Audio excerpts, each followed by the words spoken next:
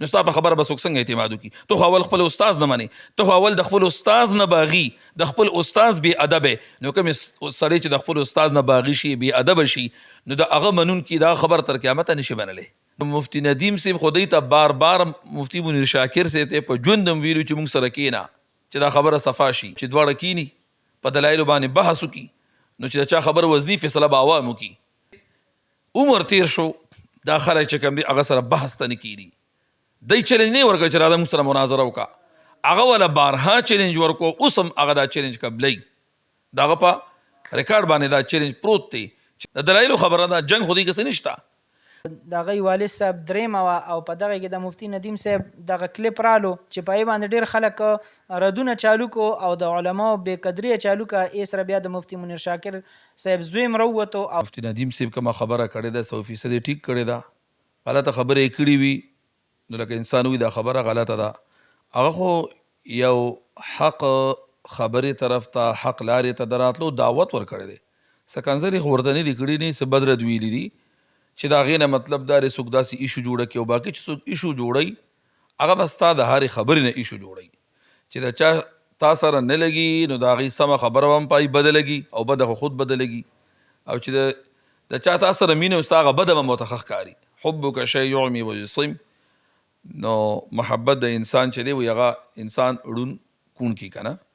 نو خبره د هغې بلکل صحیح او درسته، او په دې باندې دا شور شرابه او دا لانجې کونجې دا نی پکار. اسې سوشل میډیا نه زمونږ مسلمانانو خاص کر پښتنو یو قصه او یو لانجه جوړه کړې ده، بس د ټیک وي او د غلط وي، بس هغه د علماو منلو والا ډېر کم خلک یې سنجیده. چې مونږ وایي مفتي ندیم صاحب ته وایو چې ته چې وې د مفتي منیر شاکر زوی ته دا دعوت ورکوې چې مونږ ته راشه، وایي مونږ تا له دعوت درکوو چې ته مونږ ته راشه، مونږ په حقه وو. نو دې کې څوک په حقه دی؟ نو ظاهره خبره ده چې زما په نظر کې څوک په حق یې زه به هغه یادومه، د هغه په نظر کې چې څوک په حق یې ابه یادوي. خو دا خو ډېره ښکلې خبره ده، لکه دا دعوت دی ورکوي که نه، وایي ما خو په اسمان غوښتې خدای په ځمکه راکړي. نو مفتي ندیم صاحب خدای ته بار بار مفتي منیر شاکر صاحب ته په ژوند هم ویلو چې موږ سره کېنه چې دا خبره صفا شي. نو دا خو ډېره ښه خبره چې دی ای سره ناسته کوي او ای ته وایي چې دی خوا راشه، نو هله به راځي چې کښېني که نه خپل منځ کې دلایلو باندې خبره وشي. نو بس دا خو چې کوم موصوف ورته دا خبره او دعوت ورکړی دی، نو زه یم چې دواړه کینی په دلایلو باندې بحث وکړي، نو چې د چا خبر وزني فیصله به عوام وکړي، نو بس خو بیا فیصله وکړو چې کوم خوا تلل پکار دي.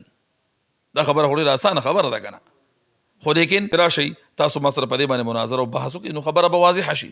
د دلایلو خبره ده، جنګ خو دې کسې نشته، خبره هغې چې کوم په دلیل وشي. نو مفتي صاحب چې کوم دلایل دی ته ورکوي، دی به هغه واوري، دی چې کوم دلایل ورکوي هغه هم خلک واوري، فیصله به عوام وکړي. اهل حقو چې کوم دی نو دا شیوه او دا طریقې کار دی چې دی چا پسې مذاق او ټوکه نه کوي، د چا تمسخر اړاول د دې اسلام ایجاد نه ورکوي، نه زمونږ او زمونږ د اکابرو دا شیوه، دا طریقه او دا عادتو، او نه زه دا جایز ګڼم. ټوکې نه پکار، د هغه نتیجه چې هر څنګه ده هغه به انسان معلومه کړي. ما ته خو علم نشته چې څنګه نتیجه ده، خو بهرحال خو ځان ته یو خبره ده چې ذاتي مسایل نه چیړل پکار. ټیک شو اگر که دی چیړي، دی هر څه چیړي، لیکن زمونږ خپل سوچ او زمونږ خپل رای دا ده چې ذاتیت نه چړل پکار، او چې کومه مسله په دلایلو باندې ښه په مضبوط موقف او انداز باندې ډنکي کې چوټ باندې بیانول پکاري. مونږه فتنه انکار حدیث د هغې په رد کې شب و روز الحمدلله لګیا یو، او امت د فتنه انکار حدیث نه دا به بچ کو.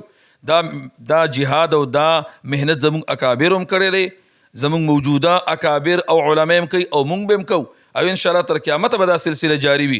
که دی په باطل او د قرآن او حدیث انکار او سکوټې تمام غلط مسائل او غلط عقاید چې دی هغه راولي ډیران ته، نو مونږ الحمدلله د هغې په رد کې هم د چا نه رستو نه یو. د هغې رد به انشاءالله ښه په مضبوط انداز، مدلل انداز سره او د دلیل په هغه روشنایي او بنیاد باندې کړي مونږ دی او کوو به انشاءالله. خو به هر حال اخلاقو کې دننه تمسخر، مذاق اړاول دا سیز ټیک نه دی، چې کومه خبره په دې کې په دلیل باندې کول پکاري. دغه خو افسوس دی چې څومره باطل وي، دا د علماء دیوبند په مدارسو کې سبقونه مو وایي، دغه استادانو سره پاتې شي، خو لاره بیا بله اختیاره کړي. د دې د باطلیت غټ دلیل داري. اب اردو کې متل وي جس کا کھائے اس کا گیت گائے. دای اخری د چا او بیا گیت او سندره او ټپې د بل چا وي. دی ته دا معلومه ده چې علم کشتن علماء دیوبند سره شته. راشه دې نظام پوره کا او بیا به استعمالیږم باطل ته. ورنه څنګه به یو انسان د خپل استاد چې ته عالم ګڼل کېږي، عالم بلل کېږي، مفتی بلل کېږي، د ای د وجې نه بلل کېږي، ای د باندې محنت او خواري وکړه، نو تا هغوی درست او صحیح ګڼل ځکه خو تا هغوی ته ځان وې تلمز هغه ته یې کړي وو، هغوی ته یې ګوډې ماتې کړې وې، د هغوی په خدمت کې دونه عمر تیر که صحیح شو. او نن چې دی ته د هغوی هغه ښودلې شوي علم هم نه منې، بلکې بل څه چې دی نو ته مخکې